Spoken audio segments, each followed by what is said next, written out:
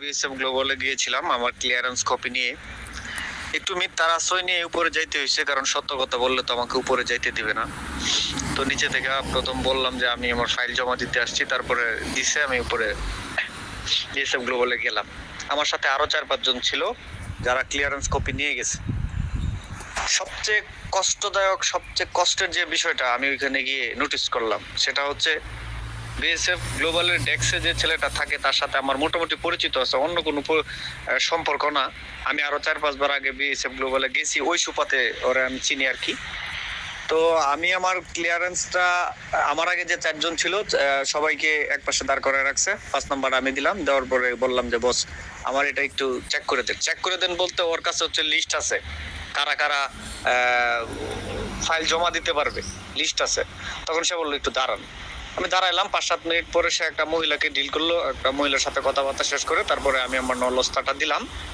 দেওয়ার পরে ওর সাথে 3টা শিট ছিল, 3টা শিটের মধ্যে দেখছে যে আমার নামটা আছে কোথাও কিনা, দেখলো যে কোথাও আমার নামটা নাই। যাই হোক, আমাকে বললো যে ভাই এখানে তো আপনার নামটা নাই, আপনি দাঁড়ান ভিতরে হেল্প হেল্প ডেস্কে দেখেন কোনো কিছু করা যায় কিনা। তারপরে দাঁড়াইলাম।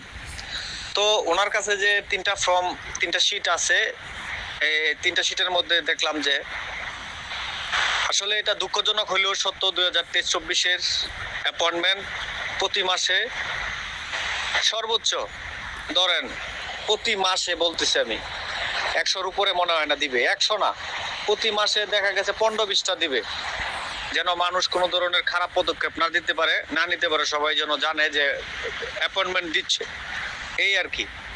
আর ওদের একটা হিউজ পরিমাণ একটা সুপার ব্যবসা করতেছে। এই ব্যবসাটা হচ্ছে 2025-এর যাদের নলস্তা উঠেছে তাদের নলস্তা নিয়ে গেলে ওরা নিজেরাই ওই যে যে নতুন সিস্টেম চালু করছে ওয়েব ফর্ম পূরণ করতে হয়, ওরা নিজেরা করে দেয়।